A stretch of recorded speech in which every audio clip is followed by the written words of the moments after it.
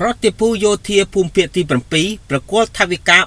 $32,000ដល់តំបន់ប្រតិបត្តិការសឹកក្រុងកំពង់ធំសម្រាប់កសាងបន្ទាយដើម្បីរឹតបន្តឹងចំណងសាមគ្គីភាពរវាងយោធាភូមិភាគទី7នៃកងទ័ពសង្គមនិយមវៀតណាមទីក្រុងហូជីមិញនៅតំបន់ប្រតិបត្តិការសឹកក្រុងកំពង់ធំ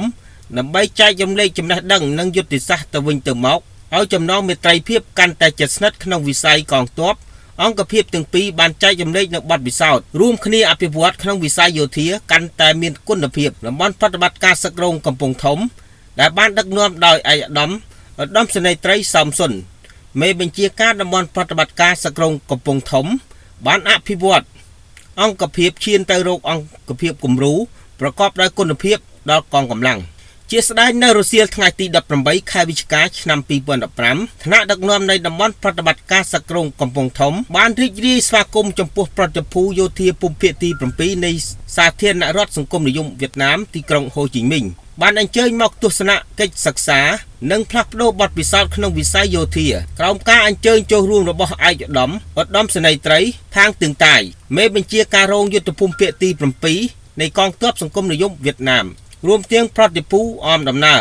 បានជួបសំណេះសំណាលពិភាក្សាជាមួយឯកឧត្តមសេនីយ៍តូគង់ផាមេបញ្ជាការរងយុទ្ធភូមិភាគទី4និងឯកឧត្តមសេនីយ៍តូមាសសុំមេបញ្ជាការរងយុទ្ធភូមិភាគទី4ដើម្បីពង្រឹងកិច្ចសហប្រតិបត្តិការសម្ព័ន្ធមិត្តភាពឯកឧត្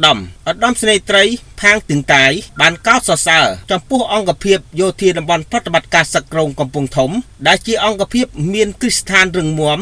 មានគុណភាពរួមទាំងការខិតខំប្រឹងប្រែងរបស់ឯកឧត្តមមេបញ្ជាការតំបន់ប្រតិបត្តិការសឹកក្រុងកំពង់ធំក្នុងការកសាងមន្ទីរហ្វឹកហាត់ទាំងច្បាប់វិន័យនិងសេចក្តីថ្លៃថ្នូរដល់កងកម្លាំងរបស់អង្គភាពស្របតាមបទបញ្ជារបស់យុទ្ធភូមិភាគទី4និងសូមឲ្យចំណងសាមគ្គីភាពរវាងអង្គភាពទាំងពីរកាន់តែល្អប្រសើរឡើងដើម្បីបន្ថែមទៀតក្នុងឱកាសនោះឯកឧត្តមសេនីយ៍ត្រីផាងទឹងតាយបានឧបត្ថម្ភទឹកប្រាក់$32,000ដល់តំបន់ប្រតិបត្តិការសឹកក្រុងកំពង់ធំសម្រាប់ជួយលើការសាងសង់អគាររបស់យោធាក្នុងឱកាសនោះឯកឧត្តមសេនីយ៍ត្រីសំសុនមេបញ្ជាការតំបន់ប្រតិបត្តិការសឹកក្រុងកំពង់ធំបានថ្លែងអំណរគុណដល់ឯកឧត្តមសេនីយ៍ត្រីផាងទឹងតាយដែលតែងតែជួយជ្រោមជ្រែង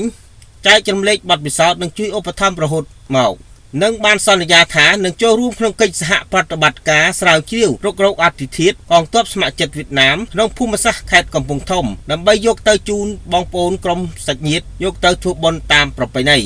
កំពង់ធំខ្ញុំបុនរដ្ឋាធ្វើសេចក្តីរាយការណ៍